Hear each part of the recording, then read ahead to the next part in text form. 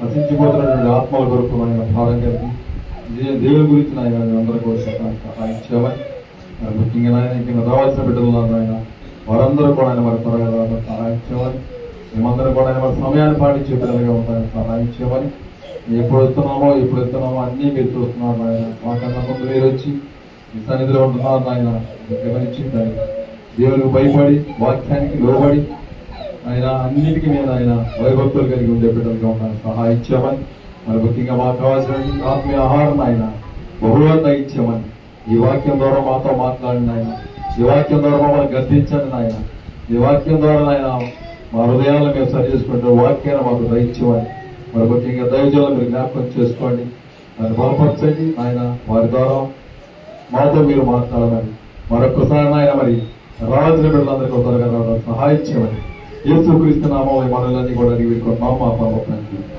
ఆమేన్. అందరికి వందనాలండి. వందనాలు చెప్పుకోవాలి.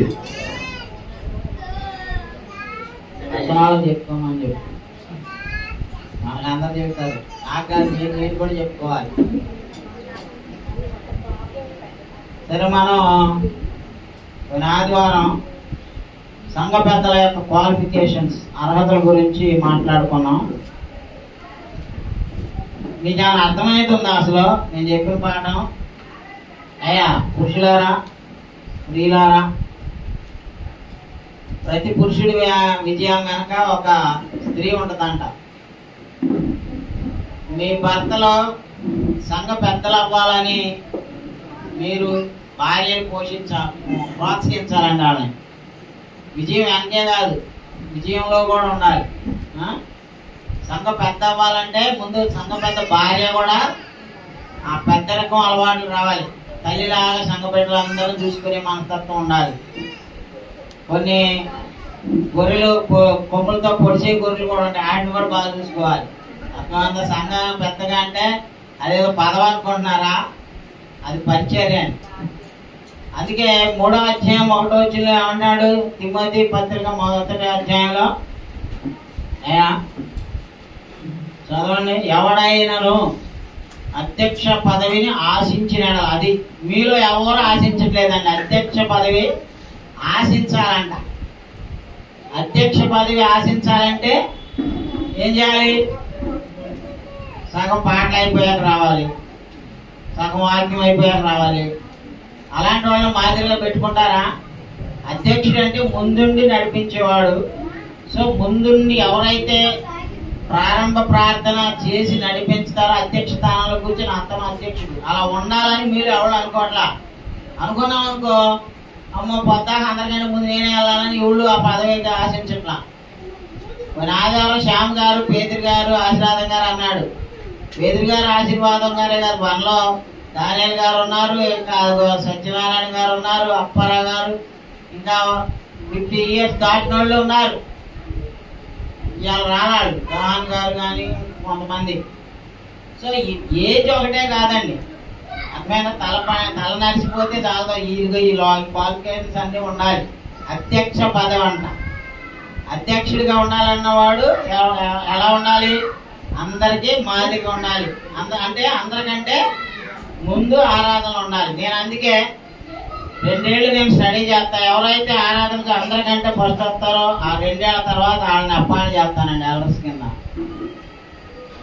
ఎందుకంటే ఒక మాదిరి ఇచ్చాడు కదా, నేను నా ఇష్టం వచ్చిన వాళ్ళని నాకు సందాలు బాగా ఇచ్చేవాళ్ళని లేకపోతే మా చేపలు కొని ఇచ్చేవాళ్ళని నేను చేయడానికి కాదు. వాళ్ళ క్వాలిఫికేషన్ లేకపోతే వాళ్ళని కూడా చేయకూడదు. అర్థమైనా? ఆ క్వాలిఫికేషన్స్ ఉన్న వాళ్ళనే చేయాలి. ఈ క్వాలిఫికేషన్స్ ఉండటానికి ప్రయత్నించాలని నేను ఈ వాక్యంలో ఉన్న లక్షణాలు మీ ముందు పెట్టే బుక్ కూడా ఇచ్చా. ప్రతి వారం చదువుకోండి పురుషులందరూ. భార్యలు కూడా మీ భర్తల్ని నా సంఘంలో నా భర్త సంఘబద్ధగా ఉండాలి. సో నేను కూడా నా భర్తకి నేను లోబడాలి. నా భర్త, నా పిల్లలు అందరూ సంఘంలో ముందు మాదిరిగా ఉండాలి. సో ఎవరైనా ఏం చేస్తారండి? ఇప్పుడు నా కుటుంబాన్ని చూస్తారా లేదా? నా కుటుంబంలో వాళ్ళే తాగుబోతులు, జోతకాళ్ళు, పోరంబోకోళ్ళు అనుకో, మీరేమంటారు? ఆదం గారు ఇంట్లో ఎగల మాత, బయట పలకల మాత మొత్తాడని నా ముందు అనిపోయినా తాడినైనా నోళ్ళు ఎక్కువ కదా మనకి, చెప్పుకుంటాం లేదా? సో ఆ అవకాశం కూడా లేనివాడిని సంఘ పెద్దగా పెట్టాలంట. అర్థమవుతుందా? ఆశీర్వాదం అన్నయ్య ముందే రావచ్చుగా, ఏం చేస్తారో నాకు తెలియదు. 2 పాటలు 3 పాటలు అవంతే రాడు.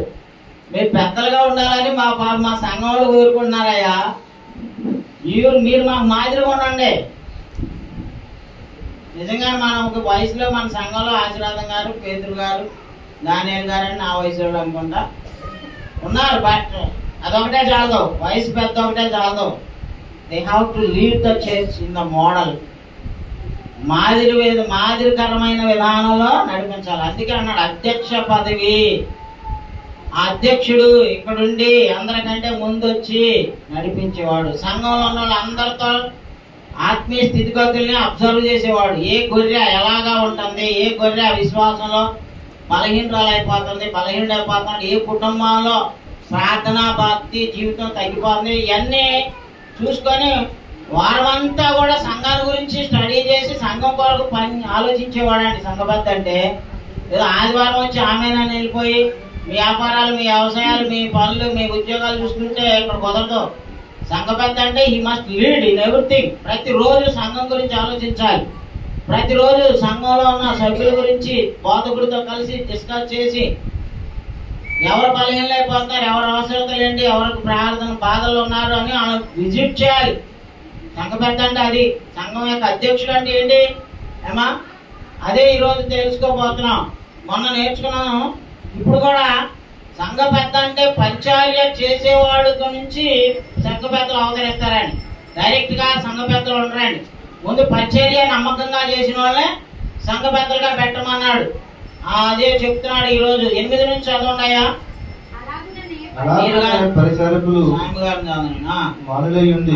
పరిచర్య చేసే వాళ్ళు కూడా ఎలాంటి వాళ్ళు ఉండాలండి? మాన్యులై ఉండి అంటే అక్కడే మాటలు ఇక్కడ మాటలు అక్కడ చెప్పేటటువంటి డబల్ గేమ్లు ఆడేవాళ్ళు, డబల్ టంగ్ ఉన్నవాళ్ళు పనికిరారండి. Both inside and outside. అది లోపల బయట కూడా ఒకలాగే ఉండేవాళ్ళు సంఘ పెద్దలుగా, సంఘ పరిచారకులుగా, ముందు పరిచారకులుగా తయారవ్వాలి. ఆ పరిచర్య చేస్తూ నమ్మకంగా ఉన్నవాళ్ళు పెద్దలుగా అది గ్రాడ్యువల్ గా మారతారనమాట. అందుకే అన్నాడు సంఘ పరిచారకులు ఎలా ఉండాలి? మాన్యులయండి, ధీమానస్కులను, అది మద్యం దేవించే వాళ్ళు కూడా అయి ఉండకూడదు. దుర్లాభము అంటే మీరు వ్యాపారం చేసుకునే వాళ్ళైనా సరే అది హానెస్ట్ గా వెళ్ళాలి. దుర్లాభం అపేక్షించే వాళ్ళే ఉండకూడదు అనమాట. అంటే వ్యాపారం చేసేవాళ్ళు 100 రూపాయలు పెట్టి పెడతారు, 50, 40, 30 లాభం చూసుకొని అమ్ముకుంటా. అది తప్పు కదండి. అది చేసేవాడికి తెచ్చేవాడికి. ఇప్పుడు మనకి ఒక సబ్బు పెళ్ళే ఉంది, మ్యానుఫ్యాక్చర్ దగ్గర అయితే అది ఎంత పడుతుంది అనుకున్నాం? 20 రూపాయలు 30 రూపాయలకి పడింది. మన దగ్గరకు వచ్చాకే ఆ ట్యాక్సులు, ఈ ట్యాక్సులు, ట్రాన్స్పోర్టేషన్ అవన్నీ కలిపి 70 రూపాయలు పడింది తెలుసా. ఇప్పుడు డిమార్ట్ లో ఉన్నాడు, అక్కడ రేట్లు తక్కువ ఉంటాయి మామూలు కొట్ల కంటే. ఎందుకంటే వాడు యాక్చువల్ డైరెక్ట్ గా మ్యానుఫ్యాక్చరర్ దగ్గరికి వెళ్ళి కొంటాడు. మేము బ్రౌన్ రైస్ చూద్దాం, మేము బ్రౌన్ రైస్ అక్కడ తెచ్చుకున్నాం, అక్కడ 49 రూపాయలు, ఇక్కడ 60 రూపాయలు. చూసి ఎంత తేడా ఉంది. ఎందుకంటే మ్యానుఫ్యాక్చర్ నుంచి డైరెక్ట్ గా రావడం వల్ల కొన్ని ట్యాక్స్లు వాళ్ళు తగ్గించగలుగుతారు. అలాగే లాభం కోసం వ్యాపారం చేసుకోవడం తప్పు కాదు, బట్ దుర్లాభాపేక్షతో చేస్తామే అది తప్పు అన్నమాట. ఇప్పుడు 1,00,000 రూపాయలు 100 రూపాయలకి 2 రూపాయలు పెట్టి ప్రభుత్వం కూడా ఓకే చేస్తాయి. కొంతమంది నోట్ల మీద ఏమైనా రాస్తారు, 2 రూపాయలు ఏమి రాస్తారు, బయటికి పక్క పేజీలు ఏమి రాస్తారు, 10 రూపాయలు, 5 రూపాయలు, 20 రూపాయలు కూడా అంటారు. అది దుర్లాభాపేక్ష అంటే ఇది దోచుకుంటమే. సో అలాంటి మనస్తత్వం ఉన్నవాళ్ళు పనికిరారు, పరిచర్యకి పనికిరాడు. దుర్లాభాపేక్ష లేనివారై దుర్లాభమును అపేక్షించు వారునై ఉండగా అదిగోండి విశ్వాస మర్మమును పవిత్రమైన మనస్సాక్షితో గైకొని వారై ఉండాలి. అదండి మనస్సాక్షి ఎలా ఉండాలంటే హోలీ మైండ్ గా ఉండాలి. ఎప్పుడు ఎవరి మీద ఎటువంటి ద్వేషం, అసూయ, ఈర్ష్య, పగ ఇవి ఉండని వాళ్ళే పనికొస్తారు. ఏముండకూడదంటండి? పవిత్రమైన మనస్సాక్షి, నీ హోలీ కాన్షియన్స్ ఉండాలి. నీ మనసు పవిత్రంగా ఉండాలి. ఉంటుంది మనందరి మనసులో మనకి ఇష్టమైన వాళ్ళు ఒకలాగా ఉంటుంది, ఇష్టమైన వాళ్ళ మీద ఒకలాగా ఉంటుంది. సో అలాంటి మనస్తత్వాలు ఉన్న వాళ్ళు సంఘాన్ని నడిపించడానికి పనికిరారండి. అధ్యక్ష పదవి అంటే పరిచర్య చేయడం అంటే అందరిని, ఆల్ పీపుల్ని ఈక్వల్గా ట్రీట్ చేయాలి. అందరినీ మంచిగా ప్రేమతో ట్రీట్ చేయాలండి. సో అదే చెప్తున్నాడు అనమాట. మీరు పవిత్రమైన మనస్సాక్షి గలవారై ఉండవాలేను. మనస్సాక్షితో కైపోవాలంటండి దేవుని విశ్వాస మర్మాన్ని. ఇంకా మరియు వారు మొదట పరీక్షింపబడవలెను, తర్వాత వారు అవి అనిందులైతే పరిచారకులుగా ఉండవచ్చు. చూసారమ్మా, మొదట వాళ్ళు ఏం చేయాలంట? పరీక్షించాలంట. మేము అజీజ్ గారి మేళ ఉన్నప్పుడు చందా డబ్బులు లెక్క పెట్టి ఇవన్నీ ఒకరికి అప్పచెప్పాం. ఎప్పుడు కూడా ఏ పనైనా ఒకరికి అప్పచెప్పకూడదు. చందా పెట్టిలో వేసిన డబ్బులు లెక్కల్లోకి రాట్లా. ఈ లెక్కేసే టైంలోనే నొక్కేస్తున్నాడు ఒకడు. నేను బాగా డౌట్ వచ్చింది. నేనే దాని మీద ఒక 500 మీద టు గాడ్ అని నేను ఏదైనా దేనిలోనైనా సరే 10వ వంతు తీస్తానండి. అంతకంటే ఎక్కువే తీస్తా. బట్ 10% మాత్రం తగ్గదు. దాని మీద నేను టు గాడ్ అని రాసి, నేను రాసిన కాగితం వేపేసాడు ఆ లెక్క వేసేవాడు. మరి అలాంటి వాడు పెట్టుకోవచ్చా సంఘపట్టుగా? అలాంటి దొంగలు, ఇస్కరియోతు అలాంటి వాళ్ళు కూడా ఉంటారు. సంఘానికి పరిచయం చేసేవాళ్ళు ఎంత నమ్మకంగా ఉండాలి తెలుసా అండి? వాళ్ళు ఏం చేయాలంట? పరీక్షించాలంట. పరీక్ష లేకుండా ఎవరికి పడితే వాళ్ళకి ఇచ్చామనుకోండి, అంతే సంగతులు. సంఘం ఉండదు. సంఘంలో పనిచేసే ఏది ఇస్కరియోతు అలాంటి వాళ్ళు, గెహాజీ లాంటి వాళ్ళు, అననీయ సప్ఫీరా లాంటి వాళ్ళు, వాళ్ళు దేవుడి పనిలో ఎందుకు? దేవుని పనికి వాళ్ళు ఆటంకం అవుతారు, బర్డెన్ అవుతారు. అలాంటి వాళ్ళకి అవచెప్పకూడదు. అందుకే అన్నాడు వారిని ఏం చేయాలంటే మరియు వారు మొదట పరీక్షింపబడవలెను, తరువాత వారు అనింద్యులైతే పరిచారకులుగా ఉండవచ్చును. అది ముందు వాళ్ళని ఏం చేయాలంటే పరీక్షించాలి. అర్థమవుతుందా? మీరు కూడా, నేను కూడా సంఘ పెద్దలు ఉండాలని నేను కోరుకున్నా. నాకంటే పెద్దవాళ్ళని సంఘానికి అధ్యక్షుడిగా పెట్టి చక్కగా నేను ప్రశాంతంగా బైబిల్ టీచింగ్ చేసుకుంటా, వాక్యం చెప్పుకుంటా, ట్రాన్స్లేషన్ చేసుకుంటా, ఆ పనిలో ఫుల్ బిజీగా ఉన్నాం అనుకుంటా. కానీ సంఘం బాధ్యత తీసుకునే వాళ్ళు ఒక్కళ్ళు కనపట్ల. ఆదివారం తప్పితే ఒక్కళ్ళన్నా సంఘంలో ఎవరు ఎటుపోతున్నారు, ఎంతమంది వస్తున్నారు, ఎంతమంది రావట్లేదు, ఎవరు ఏ బాధలు ఉన్నారని ఒక్కళ్ళు ఆలోచించే వాళ్ళు ఉన్నారా? ఏమా మీరు ఎవరైనా అలాంటి మనస్తత్వం వాళ్ళు ఉంటే రండి, నేను ఖచ్చితంగా అపాయింట్ చేస్తాను. Same day, on the same day, without any hesitation. ఎందుకంటే సంఘ బాధ్యతలు తీసుకునే వాళ్ళే ఉండాలండి. అన్ని గొర్రెల గురించి ఆలోచించాలి. కేవలం మన సహవాసంలో మంచిగుండే వాళ్ళ కోసమే కాదు, ఎవ్రీ షీప్ ఈజ్ ఇంపార్టెంట్. ప్రతి గొర్రె కూడా గొర్రెల కాపరికి ఇంపార్టెంట్ అన్నమాట. 99 గొర్రెలను విడిచిపెట్టి తప్పని ఒక గొర్రె కోసం ఎదిగాడలేదు. అది ఏ తప్పుడులో ఉండి ఎవరైతే తప్పు దారి తప్పుతారో అసలు వాళ్ళ మీద ఎక్కువ మైండ్ కాన్సన్ట్రేట్ చేసి వాళ్ళ ప్రభులోకి పునరుద్ధరించడానికి మనం కృషి చేసినోడండి సంఘ పెద్ద ఉండటం అంటే. సంఘ పెద్ద అంటే పేరు పదవి కాదు, it's a ministry, it's a service God and church. పరిచారకులు అంటే సంఘంతో కలిసి సంఘం కోసం సంఘం అధికారం కింద లోబడి పనిచేసేవాడు పరిచారకులు. సో ఈ పరిచారకులుగా ఉన్నప్పుడు నమ్మకత్వాన్ని చూపించుకోగలిగిన వాళ్ళే ఎల్డర్స్ గా అపాయింట్ చేయబడతారు. అందుకే పౌలు గారు తిమోతికి రాశాడు, ఈ అర్హతలు ఉన్నవాడు నువ్వు పెట్టాయి అన్నాడు. ఎవరైతే వయసు పెద్దోళ్ళు, ఎవరైతే డబ్బులు ఎక్కువ ఇస్తారో, లేకపోతే ఎవరైతే అందంగా ఉంటారో ఆడబెట్టుకోమని చెప్పాడా? 19 లక్షణాలు చెప్పాడు. ఈ 19 క్వాలిఫికేషన్స్ ఉన్న వాళ్ళే మీరు ఎక్కండి. న్యూజిలాండ్ క్రీస్తు సంఘంలో అలాంటి వాళ్ళు తయారవ్వాలని నేను కోరుకుంటున్నా. ఈ 19 లక్షణాలు ఉన్నప్పుడు ఖచ్చితంగా వాళ్ళని, అది కూడా ఒక్కళ్ళని పెట్టకూడదు. మోర్ దాన్ వన్, బహువచన మాట్లాడు, 10 పెద్దలు. దేవుని పని ఎప్పుడు కూడా ఒక్కళ్ళతో అప్పు చెప్పట్లేదు, ప్లూరల్ కావాలి. అందుకే అన్నాడు పరిచారకులుగా ఉండొచ్చు. ఎప్పుడు? మొదట వారు పరీక్షించబడాలి, తర్వాత వారు అనిందిలో అవ్వాలి, అప్పుడు వాళ్ళని పరిచారకులుగా ఉండొచ్చు. అలాగే స్త్రీలను కూడా పరిచారకులుగా పెట్టొచ్చు అన్నాడు ఆయన. పరిచారికలు నిజానికి పెంతుకోస్తు సంఘాలు, ఈ ఐజాక్ సంఘాలు, ఫెలోషిప్ లీలలో ఉన్నాయి చూసారా, ఆడవాళ్ళు ఎక్కువ పరిచయం చేస్తారండి తెలుసా. స్త్రీలు ఎంత పరిచయం చేస్తారో. వాళ్ళు ఎక్కడో గార్డెన్ ఆఫ్ ప్రేరణ, మేము ఎక్కడికి వెళ్తున్నాం, మన శివమ్మ గారు వీళ్ళు దాడి ఆ పెద్ద ఎక్కడికో వెళ్తున్నాం, ఆ గార్డెన్ ఆఫ్ ది ప్రేరణ. లేకపోతే కొత్త కడుతున్నారు బైపాస్, అక్కడ మట్టి రోడ్డు ఉంది, దానిలో వాకింగ్ చేయడానికి వెళ్తాం. అక్కడ పెద్ద తోట ఉందండి వాళ్ళకి, ఓసన్న వాళ్ళకి. ఆ తోటలోకి అంటే గుట్లో కొట్టి వెళ్తారు ప్రార్థన స్త్రీలు. వాళ్ళ 10 నెల 15వ తారీఖున నైట్ అంతా ఆల్ నైట్ ప్రేయర్ చేస్తారు. వాళ్ళకంత భక్తిలో వాళ్ళు నలుగుతున్నారు కాబట్టి దేవుడి కోసం ఎకరం పొలం ఇచ్చేసాడు. అక్కడ కడుతున్నారు వాళ్ళు, మేము దూరుతున్నాం, రోజు మట్టి తోలుతున్నారు. అంతా డొనేషన్సే. వాళ్ళ అయ్యగారులు ఏమో రూపాయి తీరు, వాళ్ళ దగ్గర ఉండదు కాదు, వాళ్ళ దగ్గర ఉన్నా తీరలేడు. మన దగ్గర లేకపోయినా నేను పెడతాం, మొత్తం అప్పు చేసి పెడతాం. మా ఆవిడ నేను ఏదైనా మీటింగ్ అని అనుకో, నా పెట్టి వస్తాయా మళ్ళీ అప్పు చేస్తాను మొదలు పెట్టామంటది. ఎందుకంటే మనకు ఉన్నటువంటి దానికంటే నేను ఎక్కువ ఖర్చు చేస్తానండి. దేవునికి ఇచ్చేవాళ్ళు మత్స్యాకుల్లోనే ఉంటారండి. క్రీస్తు సంఘంలో ఎవరన్నా ఒక సెంట్ ఎత్తామని ముందుకు వచ్చే వాళ్ళు ఉన్నారా? ఉండాలి, ఉండొచ్చు. దేవుడు మిమ్మల్ని ప్రేరేపిస్తే ఇవ్వగలుగుతారు.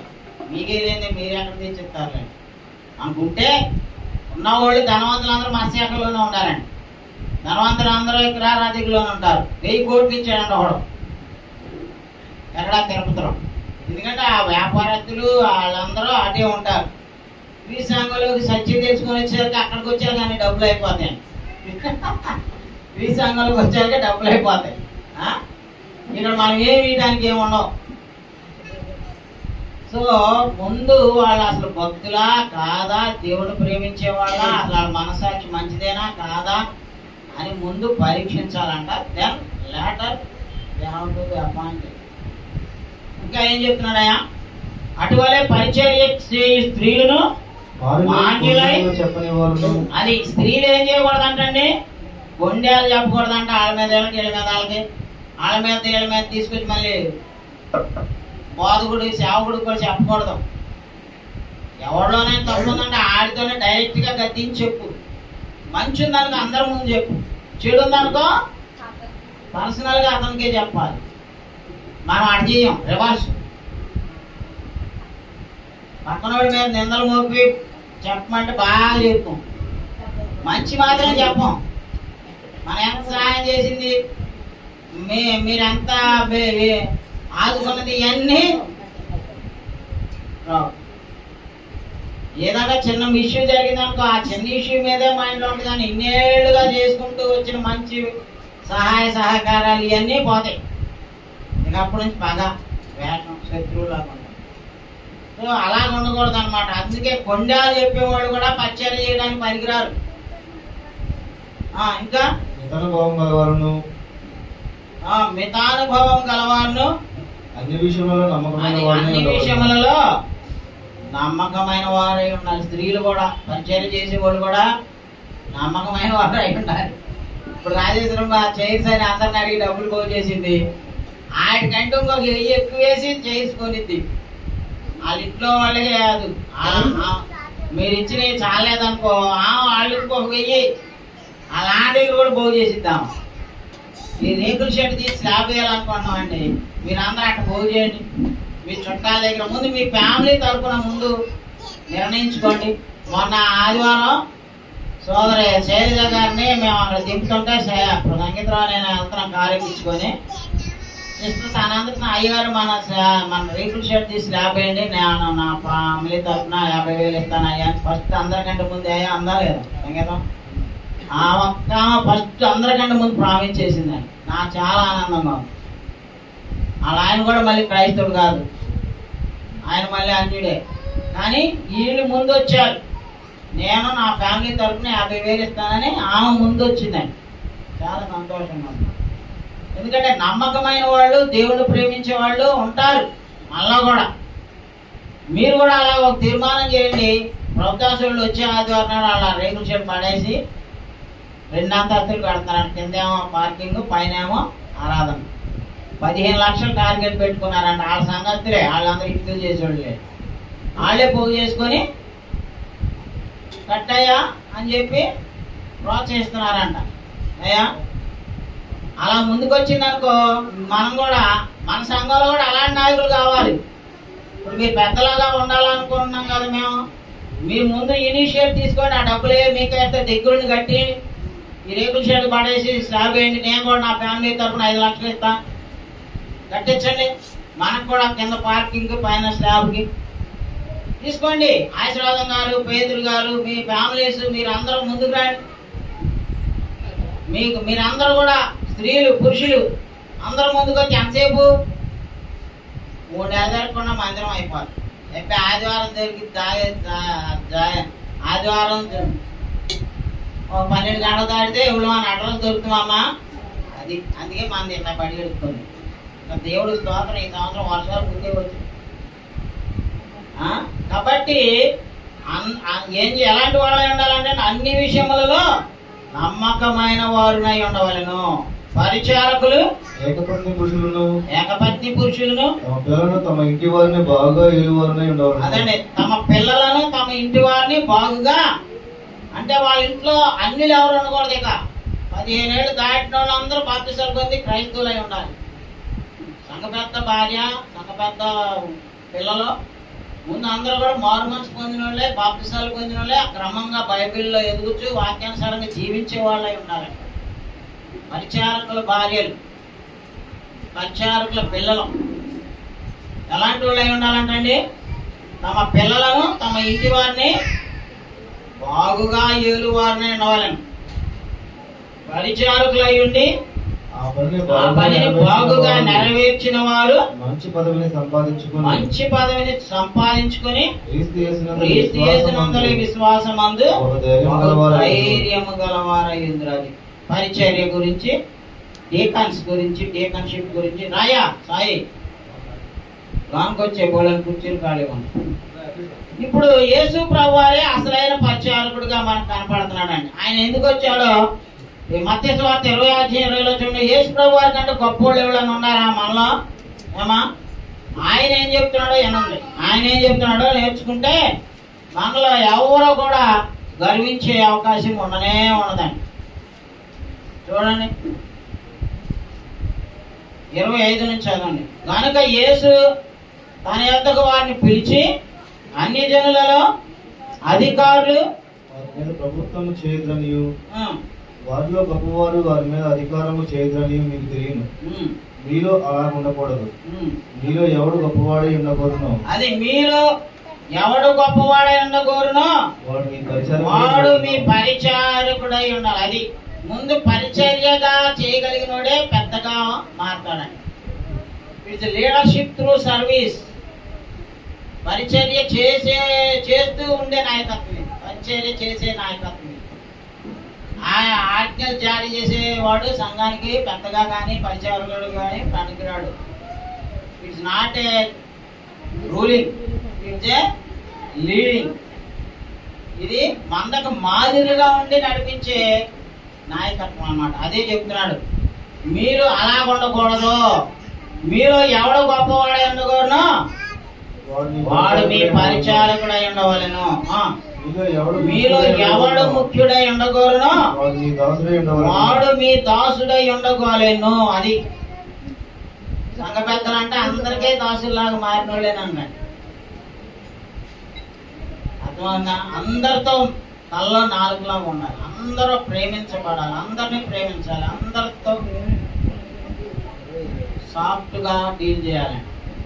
ఎవరితో కూడా పక్షపాతంతో కానీ, ఎవరితో కూడా కమాండింగ్ గా, డిమాండింగ్ గా ఉండకూడదు. సాత్వికులై ఉండాలి. అదే చెప్తున్నాడు. మీలో ఎవడు ముఖ్యుడైన కోరను వాడు మీ దాసుడై ఉండవలను. అలాగే మనుష్య కుమారుడు పరిచారం చేయించుకుంటకు రాలేదు గాని మనుష్య కుమారుడు పరిచారం చేయించుకున్నటకు రాలేదు గాని పరిచారం చేయుటకును అనేకులకు ప్రతిగా విమోచన అనేకులకు ప్రతిగా విమోచన క్రయధనముగా తన ప్రాణమునిచ్చుటకును వచ్చినని చెప్పాను. అది పరిచర్య చేయడానికి వచ్చాడు. యేసుప్రభువు వచ్చింది ఎందుకంటండి? అయ్యా పరిచారం చేయడానికంట, పరిచర్య చేయించుకోవడానికి కాదంట. అలాగే అక్కడ ఒక ఉదాహరణ కూడా చెప్తున్నాడు ఆయన. మత్తయి సువార్త 18:1 చూడండి. ఆ కాలమున శిష్యులు యేసు వద్దకు వచ్చి పరలోక రాజ్యంలో ఎవడు గొప్పవాడని అడగగా ఆయన ఒక చిన్న బిడ్డను తన యొద్దకు పిలిచి వారి మధ్యన నిలువబెట్టి ఇట్లనెను, మీరు మార్పు నొంది బిడ్డల వంటి వారైతేనే కాని పరలోక రాజ్యంలో ప్రవేశింపనేరదని మీతో నిశ్చయముగా చెప్పుచున్నాను. కాగా ఈ బిడ్డ వలె తన్ను తాను తగ్గించుకొని వాడెవడో వాడే పరలోక రాజ్యంలో గొప్పవాడు. దేవుని రాజ్యంలో, దేవుని సంఘంలో గొప్పవాడు ఎవరంటున్నారు? తను తాను తగ్గించుకుని వాడే సంఘంలో గొప్పవాడు అంట. పరలోక రాజ్యం అంటే కనిపించే పరలోకం క్రీస్తు సంఘం. సో దేవుని క్రీస్తు సంఘంలో పరిశుద్ధులైన వారు, బాప్తిసాలు పొందిన వారు ఈ విధమైన మైండ్ సెట్ ఉండాలండి. తగ్గించు స్వభావం. Meekness is not weakness.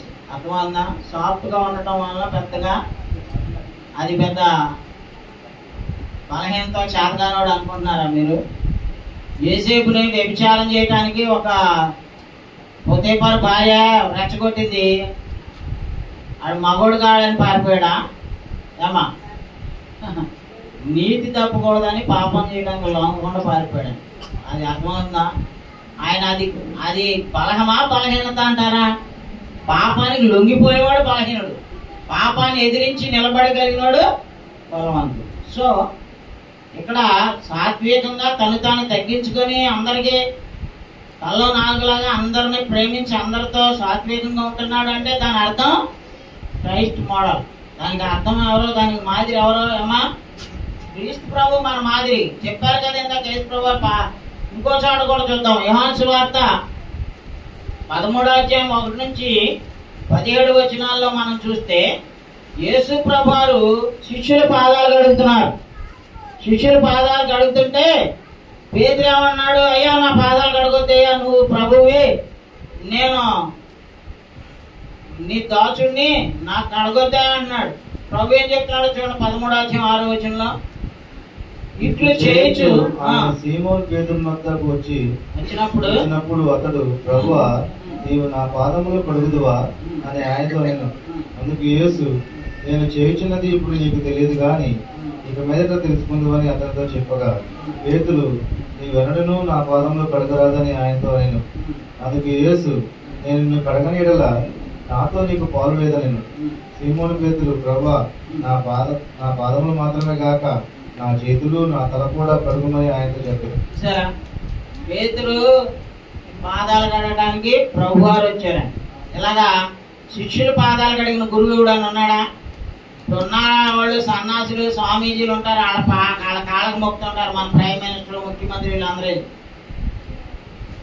వాళ్ళు వచ్చి ఎవడన్నా వీళ్ళ పాదాలు కడిగారా? శిష్యుల పాదాలు, భక్తుల పాదాలు కడిగారమ్మా? మన ప్రభువు కడిగాడు, మన శిష్యుల పాదాలు కడిగారు. అది చెప్తూ యేసు ప్రభువు ఏమన్నారు? ఇప్పుడు 12 నుంచి చదవండి అయ్యా. వారి పాదములు కడిగి తన పై వస్త్రము వేసుకున్న తర్వాత ఆయన మరలా కూర్చుండి, నేను మీకు చేసిన పని మీకు తెలిసినదా? బోధకుడనియు ప్రభునియు మీరు నన్ను పిలుచున్నారు. నేను బోధకుడును ప్రభువును గనుక మీరు పిలుచుట న్యాయమే. కాబట్టి ప్రభువును బోధకుడునైన నేను మీ పాదములు కడిగిన యెడల మీరును ఒకరి పాదములను ఒకరు కడగవలసిన ఉన్నదే. కడగాల్సిందే, అది కమాండ్ అండి. నేనే మీ పాదాలు కడిగాను కదా, మీరు ఒకళ్ళ పాదాలు ఒకళ్ళు కడుక్కోవాల్సిందే అంటున్నాడండి. మేము కొత్తరెడ్డిగూడెంలో మంచి యంగ్ స్టేజ్ లో పెళ్ళైన కొత్తలో అక్కడ ఫ్రెండ్ పనిచేసాం. వాళ్ళు అన్నదమ్ములే, ఒక ఇంటి పేరేటోళ్ళు, ఒక అన్నదమ్ములు, తోటికి ఒక పిల్లలు వచ్చాక అన్నదమ్ములు విడిపోయారండి. ఆ కోళ్ళ మీద ఈ కోళ్ళ, ఈ కోళ్ళ మీద ఆ కోళ్ళు పెట్టుకొని 3 కోళ్ళలో 3 ముఠాలు కట్టారు. నేనేమో 14 lakhs వచ్చాడు. వాళ్ళు ఎట్ట కలపాలా అని నేను చూసి జనవరి 1 వచ్చిన సందర్భంగా వాళ్ళందరితో ఒకళ్ళ నోట్లో ఒకళ్ళకి ఈకలు పెట్టించి ఒకళ్ళ పాదాలు ఒకళ్ళు కడిగించి సెకండ్లు ఇచ్చి హక్ చేసుకొని ఇక నుంచి మీరు సమాధానంగా బతకండి అమ్మ, ఈ కొత్త సంవత్సరంలో కొత్త మనసు అని ఐక్యత చేశాను. నేను ఉన్నప్పుడు అక్కడ 10 మందితో మొదలైన సంఘం 30 మంది దాకా పెంచాను. తర్వాత వాళ్ళందరూ మళ్ళీ చెప్పారు, ఎందుకంటే నడిపించేవాడు సరైనవాడు కావాలి అక్కడ. ఇప్పుడు నడుస్తుంది, but they are different, divided, రకరకాలుగా చీలిపోయారండి. సో ముందు మనస్తత్వం, తగ్గింపు మనస్తత్వం ఉంటే అసలు ఒకళ్ళ కుర్చీ చేయలేదు, ఒకళ్ళ నన్ను అదన్నారు ఇదన్నారు అనే ఆలోచన వస్తుందా అండి? ఈ ఈ ఈ యుగో స్వభావాల వల్లే నాశనం అవుతున్నాం మనం. ప్రభువు చెప్పాడు, ఇది చదువుకోండి, మీరు అందరూ క్రైస్తవులే కదా, ప్రతిరోజు ఈ 13వ అధ్యాయం చదవండి యోహాను సువార్త, మీకు ఖచ్చితంగా ఈ స్వభావం వచ్చింది. అసలు ఒకళ్ళ గురించి మనం కాలు ఎగరేసుకుంటా ఆడ మీద ఈడు మీద ఆడు గర్వంగా తిరిగేవాళ్ళు అందరూ అన్ని వాళ్ళు సైతాన్ మనసున్న వాళ్ళు అలా తిరుగుతారు. కానీ క్రీస్తు సంఘ సభ్యులు క్రైస్తవుల్లో అలాంటి తత్వం ఉండకూడదండి.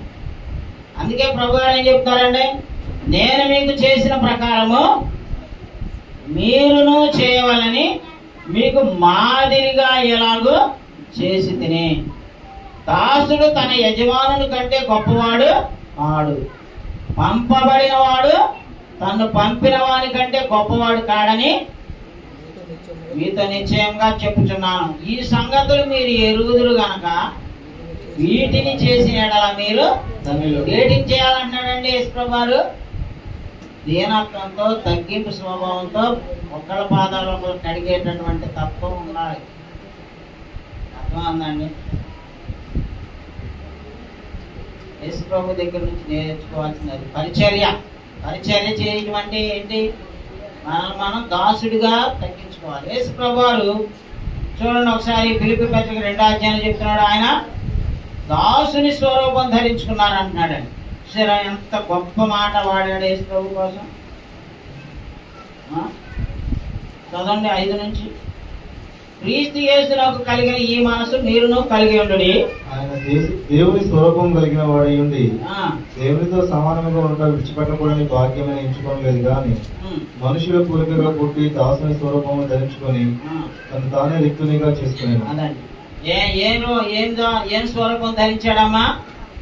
మనుషుల పోలికగా పుట్టి దాసుని స్వరూపము ధరించుకొని తను తానే రిక్తునిగా చేసుకుని, మరియు ఆయన ఆకారమందు మనుషుడిగా కనబడి మరణము పొందినంతగా, అనగా శిలువ మరణము పొందినంతగా విధేయత చూపిన వాడై తను తాను వాడే గ్రేట్ వాడండి. తను తాను ఏం చేశాడంటే అమ్మా తగ్గించుకున్నాడు. ఏ స్థాయికి? పరలోకంలో దేవుడుగా ఉండే ఆ పరలోకం సింహాసనాన్ని, దేవత్వాన్ని విడిచిపెట్టి ఎక్కడికి వచ్చాడండి?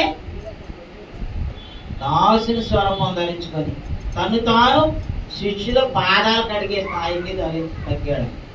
తను తాను తగ్గించుకోమంటాడు. మళ్ళీ ఒకరికన్నా ఉందా అసలు ఆ స్వభావం?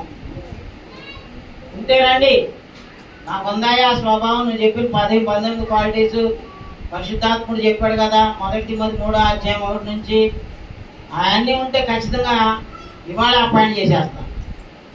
తెచ్చుకోండి. ఉండవు ఎవరిలోనూ ఆ క్వాలిఫికేషన్ కంప్లీట్గా ఉండవు. బట్ క్రమక్రమంగా మనలో ఉన్నటువంటి సైతాన్ గుణాలు, దుర్గుణాలను వాటిని ఏం చేసుకుంటా తప్పించుకుంటా ఒక్కొక్కటే అధిగమించుకుంటూ వెళ్తే వస్తాం.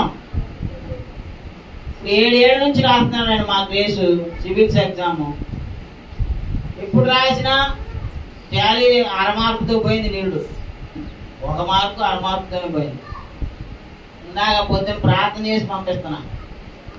అరే నేను మొక్కుంటాను రా, నేను యాక్సెప్ట్ చేస్తావా అన్న. ఏంటి డాడీ అన్నాడు, నీ కనుక ఈ సంవత్సరం ఇది వస్తే ఫస్ట్ జీతం దేవుడికి ఇస్తా, అలాగే మొదటి సంవత్సరం అంతా సగం జీతం దేవుడికి ఇవ్వాలని మొక్కున్నా, ఒప్పుకుంటావా అన్న. ఇప్పుడు ఇచ్చేది మొత్తం ఇస్తున్నా బాబు, అప్పుడు సగమే నువ్వు అడిగేది ఇస్తానే అన్నాడు. ఎందుకంటే ఆల్రెడీ సగం మొత్తం జీతం అంతా మా కారుకే కడుతున్నాడు ఆయన. మా కారు కానీ వాళ్ళ బాబు మోటార్ సైకిల్ కొనిపెట్టాడు, వాళ్ళ అక్క ఇస్తానన్నది. ఏ నెల తనిగేది. ఇప్పుడు 30,000 బాకీ మా అమ్మాయి మా క్రేజ్కి. ఆడ 6 నెలల నుంచి ఆడే కట్టుకుంటూ వస్తున్నాడు. ఆ టైం వచ్చాక తమ్ముడు నా దగ్గర అయిపోయినాయి అంటది. మా అమ్మాయికి కొంచెం కుదురు లేదు సార్, ఖర్చు పెట్టడం విసినార్థనం అసలే లేదు. చిన్నప్పుడే సండే స్కూల్కి చినిగిపోయిన బట్టలు వస్తే ఏం బట్టలు వేసి ఆ చినిగిపోయిన బట్టలు తీసి పారేసి ఆ కొత్త బట్టలు వేసి పంపించే రకం.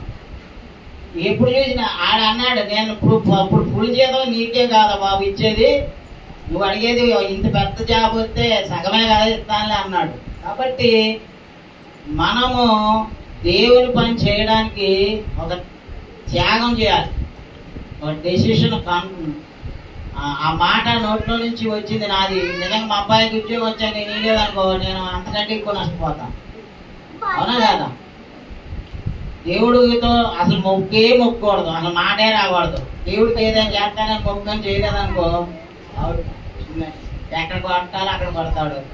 కాబట్టి నేను అందుకే మీకు చెప్పకూడదు అనుకున్నా, కానీ దబాలు చెప్పేసా. సారీ, అది మనసులో ఉంచుకోండి. మా అబ్బాయికి ఉద్యోగం వచ్చాక నేను ఇగిపోతే అప్పుడు అడగండి. రైట్, మీరు అందరూ ప్రార్థన చూపి ఎగ్జామ్ రాస్తున్నాడు ఆయన, రావాలని ప్రార్థన చేయండి. తర్వాత సేవకుడు గురించి ఇంకో మాట చెప్తున్నాడు యేసుప్రభువు. లోకాసు వార్త 22:24 నుంచి చూడండి. లోకాసు వార్త 22:24. అలాంటి ఈజీ కాదండి. మొన్న మన కోశే గారి ఇంటికి వెళ్తే వాళ్ళ డైరెక్టర్ కొడుకు 2 సార్లు ఇంటర్వ్యూకి వెళ్ళాడంట. ప్రిలిమ్స్ మెయిన్స్ పాస్ అయ్యాక ఇంటర్వ్యూలో కూడా 2 సార్లు పోయిందంట. వీళ్ళ అబ్బాయి కూడా 2 సార్లు మన ఈయన 3 సుబ్బారావు గారు వాళ్ళ అబ్బాయి కూడా పాపం ఇంటర్వ్యూ దాకా. సో చాలా కష్టమండి. దేవుడు ఇవ్వాలి, కృప అనుగ్రహించి, కృప ఉంటే తప్ప పొందలేము.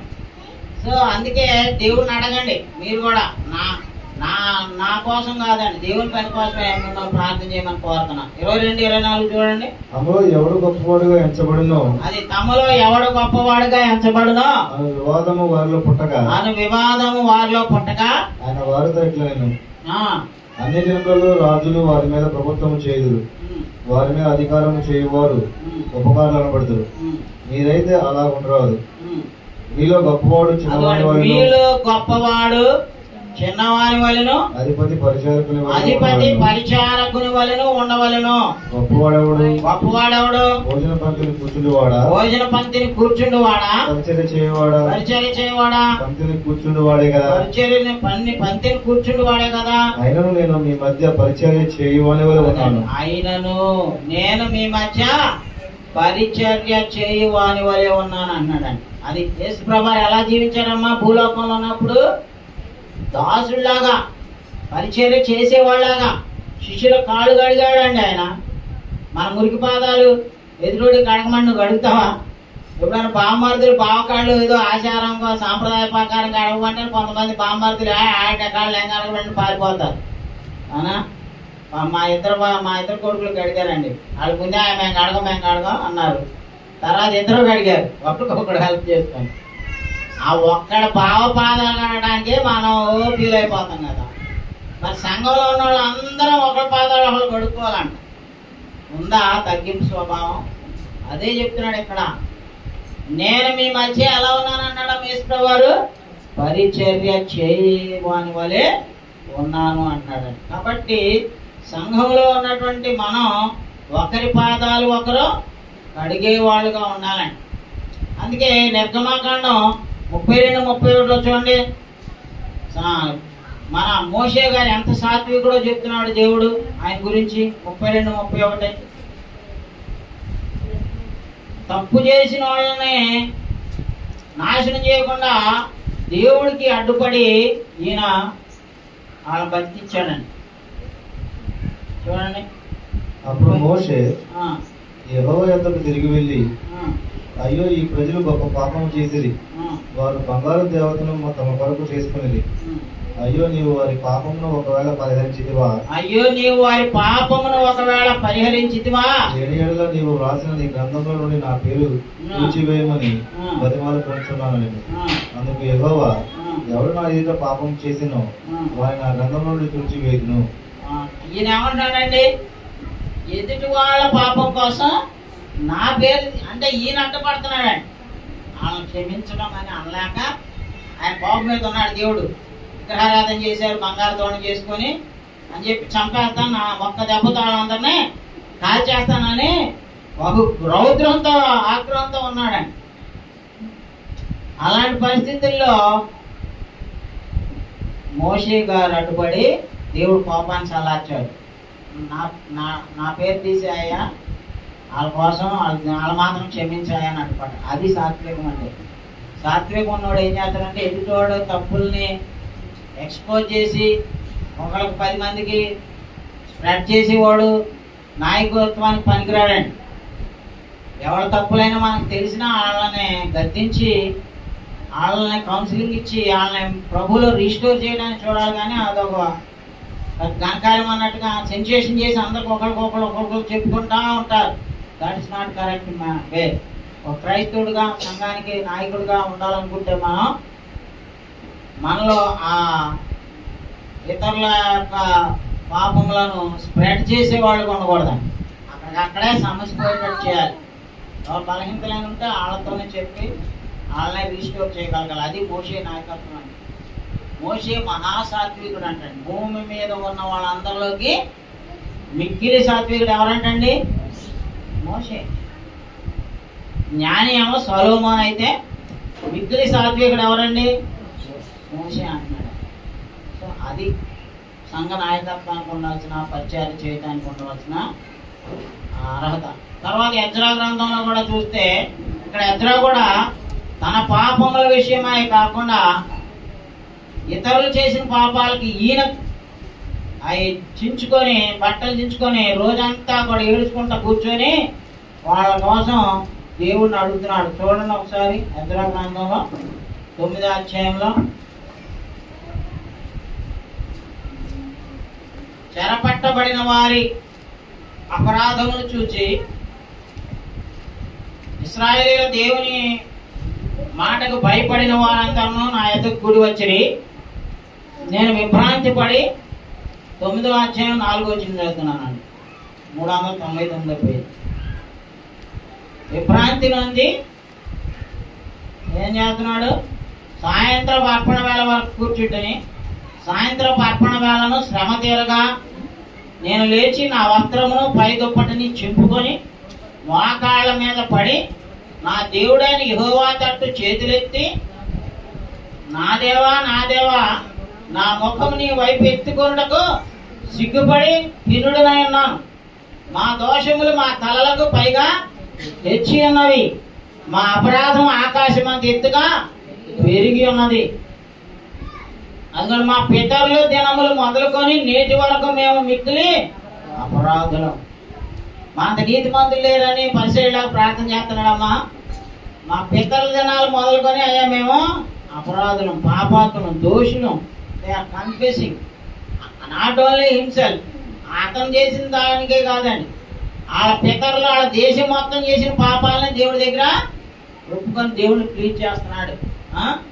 ఏమన్నాడు? నా దేవా నా దేవా, నా ముఖము నీ వైపు ఎత్తుకుంటూ సిగ్గుపడి ఖిన్నుడనై ఉన్నాను. మా దోషములు మా తలలకు పైగా హెచ్చి ఉన్నవి, మా అపరాధం ఆకాశమంత ఎత్తుగా పెరిగి ఉన్నది. మా పితరుల దినములు మొదలుకొని నేటి వరకు మేము మిక్కిలి అపరాధులము. మా దోషములను బట్టి మేమును మా రాజులను మా యాజకులను అన్య దేశముల రాజుల వశమునకును ఖడ్గమునకును చెరకును దోపునకును నేడు దినమునన్నట్లు అప్పగింపబడుట చేత మిగుల సిగ్గునొందిన వారమైతమని ఒప్పుకుంటున్నాడు. కాబట్టి దేవుడి దగ్గర యథార్థవంతుడై సంఘం కోసం తన కోసం దేవుడి దగ్గర పాపాలను ఒప్పుకొని ప్రార్థించే వేడుగా ఉండాలని, పరిచర్య చేసేవాడైనా సంఘానికి అధ్యక్షత వహించే అధ్యక్షుడైనా పెద్దలైనా. కాబట్టి ఈ మనస్తత్వం మనలో డెవలప్ అవ్వాలి. అలాగే రోమపత్రిక 15:3 చూడండి, మనం ప్రార్థనలో బలవంతులు లేదా వాక్యంలో జ్ఞానం కలగడం. సో ఇవన్నీ దేనికి ఉపయోగించాలంటే ఒక ఆత్మ, బలహీనమైన ఆత్మనే బలపరచడానికి, నాశనానికి పోయే ఆత్మల్ని రక్షించడానికి వాడుకోవాలండి. మన బలాలు, మన శక్తియుక్తులు, మన జ్ఞానం, సామర్థ్యం ఇవన్నీ దేవుని సంఘ ఎదుగుదల కోసం, దాని క్షేమాభివృద్ధి కోసం, దాని అవసరాలు తీర్చడం కోసం మనం పట్టుబట్టాలండి. అప్పుడు ఆ సంఘం డెవలప్ అవుతుంది. అందుకే చెప్తాడు కాగా బలవంతులమైన మనము అదే కాగా బలవంతులమైన మనము మనలను మనమే సంతోషపరచుకొనక బలహీనుల దౌర్బల్యములను భరించుటకు బద్ధులమై ఉన్నాము. పొరుగువానికి క్షేమాభివృద్ధి కలిగినట్లు తన పొరుగువానికి క్షేమాభివృద్ధి కలుగునట్లు మనలో ప్రతివాడును మేలైన దాని యందు అతనిని సంతోషపరచవలెను. క్రీస్తు కూడా తను తాను సంతోషపరచుకొనలేదు కానీ నిన్ను నిందించు వారి నిందలు వారి మీద పడేది నా మీద పడేది అది అని వ్రాయబడినట్లు ఆయనకు సంభవించు. యేసుక్రీస్తు వారు ఏం చేశారు? తాను పరిశుద్ధుడు, నీతిమంతుడు, కానీ భూలోకానికి వచ్చి మన పాపములన్నింటినీ ఆయన మీద వేసుకొని ఆయన శిలువ మరణానికి సిద్ధపడ్డాడు. సో ఆ విధమైన మైండ్ సెట్ ఉన్నాడు సంఘానికి పరిచారకుడుగా కానీ పెద్దగా కానీ పనికొస్తాడు. ఇప్పుడు ఫస్ట్ పరిచారకులు ఎక్కడ అపాయింట్ అయ్యారు తెలుసా? అపోస్తలుల కార్యం 6వ అధ్యాయంలోకి రండి. క్రీస్తు సంఘము యెరూషలేములో ఏర్పడిందండి. 3000 మంది మొదటి రోజు పొందారు పెంతెకొస్తు పండుగ నాడు. తర్వాత 1000 ఇక లెక్క వేయడం మానేసి లెక్కించాలంతా విస్తరించిపోతా ఉంది. అప్పుడు ఫస్ట్ పరిచారకులను ఏర్పాటు చేశారు. తర్వాత ఆళ్ళలో నుంచి పెద్దలను ఏర్పాటు చేశారండి. ఆ దినములలో 6:1 అపోస్తలుల కార్యం. ఆ దినములలో శిష్యుల సంఖ్య విస్తరించుతున్నప్పుడు అనుదిన పరిచయలో తమలోని విధవరాండ్రను చిన్న చూపు చూచిరని ఎబ్రీల మీద గ్రీకు భాష మాట్లాడి యూదులు సనగసాగిరి. అప్పుడు 12 అపోస్తలులు తమ యొద్దకు శిష్యుల సమూహంను పిలిచి, మేము దేవుని వాక్యం బోధించడం మాని ఆహారం పంచిపెట్టుట ఉత్తమం కాదు. కాబట్టి సహోదరులారా, ఆత్మతోనూ జ్ఞానముతోనూ ఎవరిని ఎలాంటి పెట్టమన్నాడండి? ఆత్మతోనూ జ్ఞానముతోనూ నిండుకొని మంచి పేరు పొందిన 7 మనుషులను మీలో ఏర్పరచుకోండి. మేము వారికి ఈ పనికి అది పరిచయం చేసేవాళ్ళు ఎలాంటి వాళ్ళు ఉండాలండి? ఆత్మ సంబంధమైన వ్యక్తి ఉండాలి.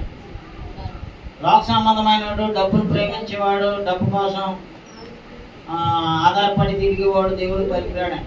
దేవుని మీద ఆధారపడి ఆత్మ సంబంధం స్పిరిచువల్ మైండ్ పర్సన్ కావాలి. సెక్యులర్ మైండ్ ఉన్నాడు దేవుని పనికి పనికిరాడు.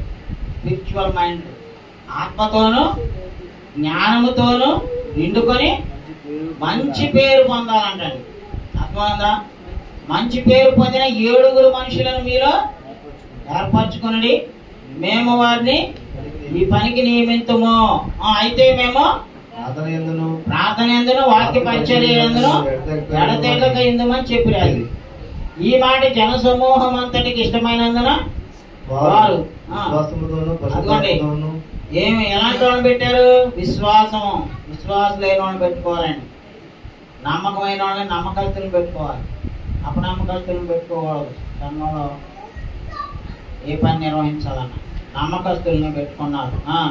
విశ్వాసములోను పరిశుద్ధాత్మతోను నిండుకొనిన వారైన స్టెఫను, ఫిలిప్పు, ప్రొకోరు, నికానోరు, తీమోను, పర్మనాసు, యూదుల మత ప్రవిష్టుడును అంత్యోకయ వాడును అగు నికోలాసు అను వారిని ఏర్పరచుకుని వారిని అపోస్తలుల ఎదుట నిలవబెట్టి మీరు ప్రార్థన చేసి వారి మీద చేతులు.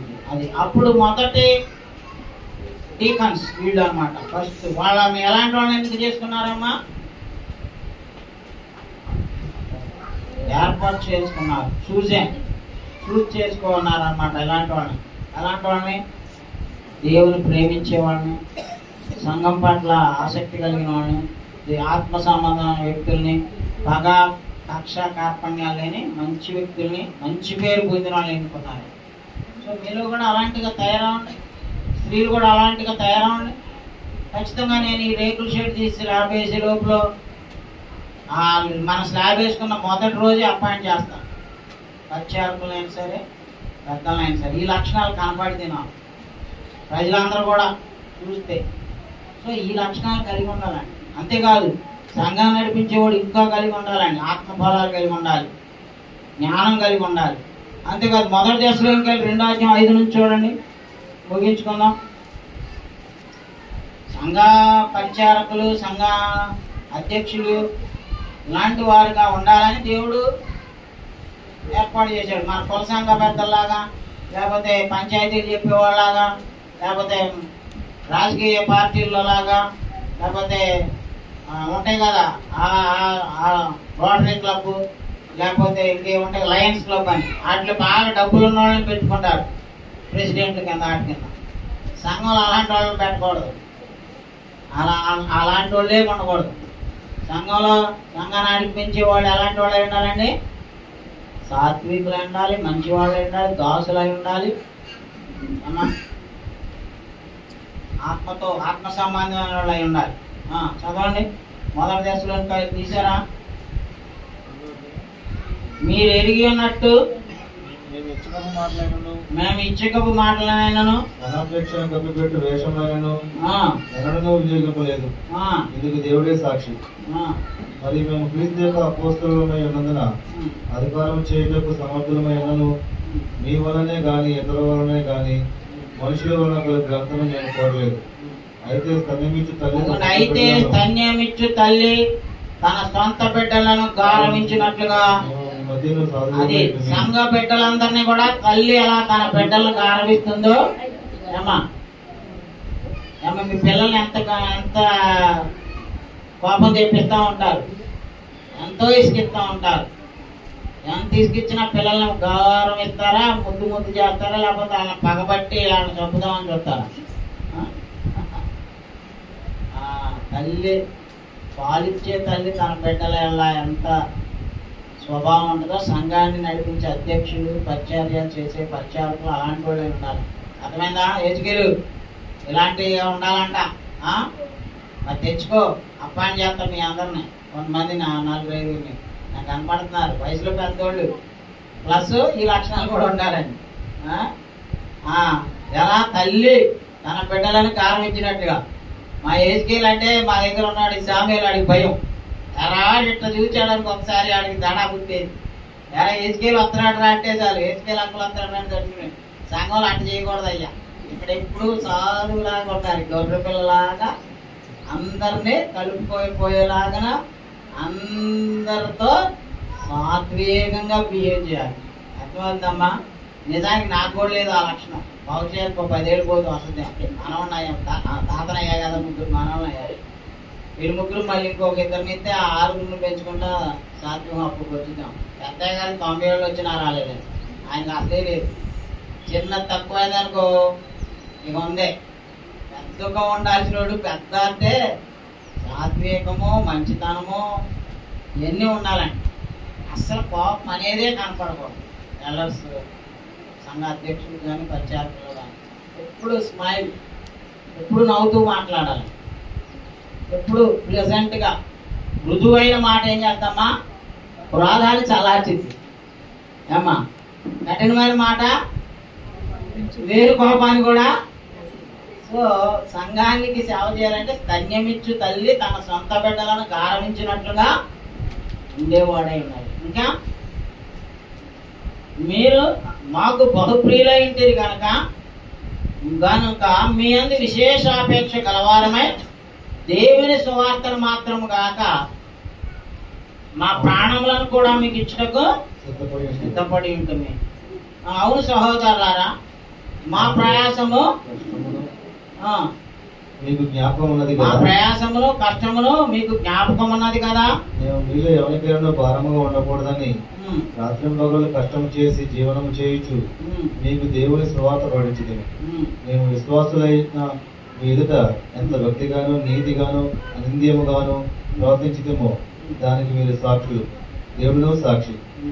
రాజ్యమునకును మహిమకును మిమ్మల్ని పిలుచుకున్న దేవునికి తగినట్టుగా మీరు నడుచుకున్న వల్లని మేము మీలో ప్రతివాన్ని హెచ్చరించుచు ధైర్యపరచుచు సాక్ష్యం ఇచ్చుచు తండ్రి తన బిడ్డల ఎడల నడుచుకునే రీతిగా మీలో ప్రతివాని ఎడల మేము నడుచుకుంటామని మీకు అది తల్లి తండ్రి లాగా ఉండే మనస్తత్వం ఉన్నోడు సంఘానికి పరిచయం చేయడానికి, సంఘం మీద అధ్యక్షులుగా ఉండి పెద్దలుగా నడిపించడానికి అర్హులండి. తల్లిలాగా గౌరవించాలి, తండ్రిలాగా బాధ్యతగా వ్యవహరించాలి. సో ఈ 2 లక్షణాలు ఉన్న వాళ్ళు సంఘంలో పరిచారకులుగా పెద్దలుగా ఉండడానికి అర్హులండి. సో ఈ లక్షణాలు మీరు చదువుకోండి. 2 ఏళ్ళు టైం ఇస్తున్నా మన సంఘంలో పురుషులందరూ ఈ లక్షణాలు మీరు అలవాటు చేసుకోండి. మీ కుటుంబాలు, మీ భార్యలు, మీ పిల్లలు కూడా సంఘంలో సభ్యులు ఉండాలి.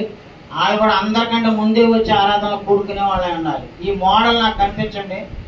భర్త క్రైస్తవుడే, భార్య క్రైస్తవురాలు కాదు, వాళ్ళ సంఘంలో పెద్దలుగా ఉండడానికి పనికిరారు. ఎందుకంటే వాళ్ళ మాదిరి తీసుకోవడానికి కుదరదు.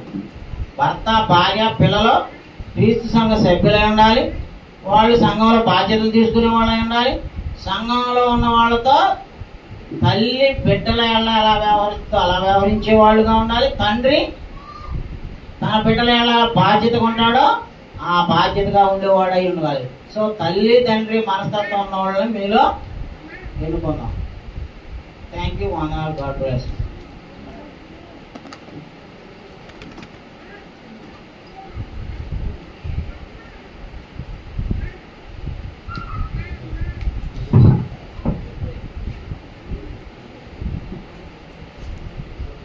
కూడి వచ్చిన పరిశుద్ధులందరికీ ప్రభుని యేసుక్రీస్తు నామమున అందరికీ వందనాలండి. ఇదివరకు మతబద్ధులు పరిశుద్ధ లేఖనాల గురించి, సంఘ పద్ధతుల గురించి, మరి వారి పరిచర్య గురించి, క్రీస్తు యొక్క పరిచర్య గురించి మరి మనకు తెలియపరిచినందుకు సభ్యులకు సంఘం తరఫున వందనాలు తెలియజేస్తున్నాను. మరి ఆరాధనలో అతి ప్రాముఖ్యమైన ఘట్టం మనం అందరం కూడా ప్రభువులో పాల్గొనడం. దీన్ని మర్యాదగానే క్రమంగా ఆచరించవలసిందిగా కోరుతున్నాను. అపోస్తలుడైన పౌలు కొరింథీ రాసిన మొదటి పత్రిక 11వ అధ్యాయం